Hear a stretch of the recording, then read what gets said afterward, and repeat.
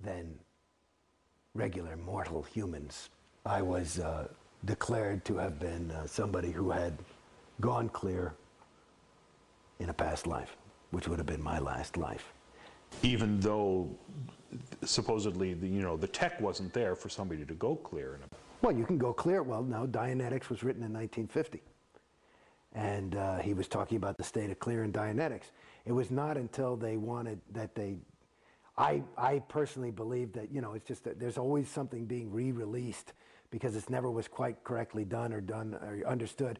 And all the people who went clear last lifetime, even though they may have been on OT8s, were pulled back in because in New Era Dianetics, which was a later way of going clear, there was a different criteria.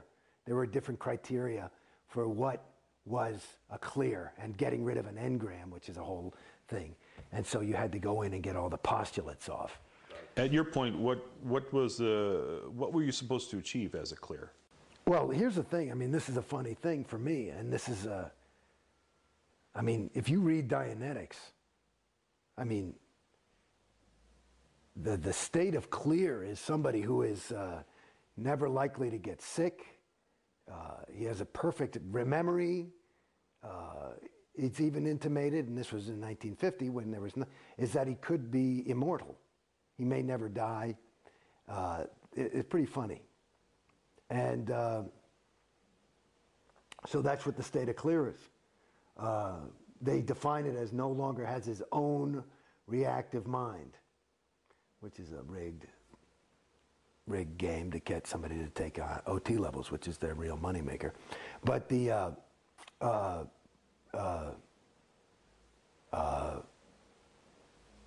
what? Oh, so I don't know. So clear. So, but like I said, there's a guy on the internet apparently who's saying, I'll give you $1 million if you can demonstrate OT. I'll give $1 million to anybody who can demonstrate clear. There's no fucking clear. There's no clear. There's no clear. Just looking in Dianetics, there's no clear. Clear is basically, what are you kidding me? Clear.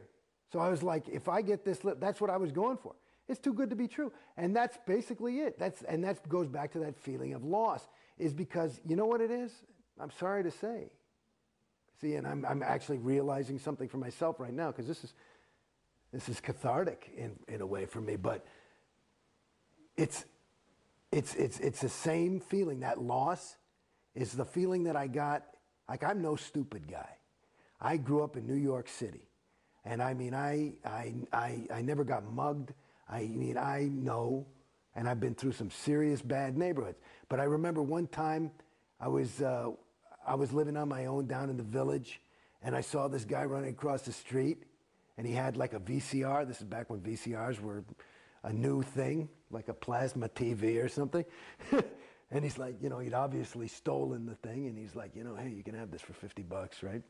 And I bought it, took it home, and it was full of bricks and shit, and I was I got conned. And that's the feeling of loss. Because it actually, going back, you're asking me about clear, it's a con. It's a con. And like any, and it's an interesting, this is way segueing, but this is something I don't know if it's interesting, is that, there's a book that LRH wrote called The History of Man. And he talks about a lot of these traps that can catch a thetan, which is something that has no matter any space, time, or location, but it can catch a thetan. But he's got interest and curiosity, right?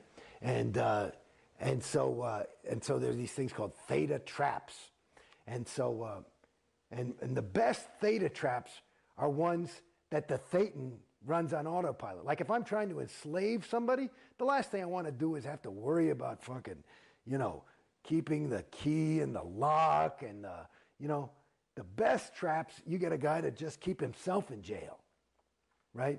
And that's what Scientology does.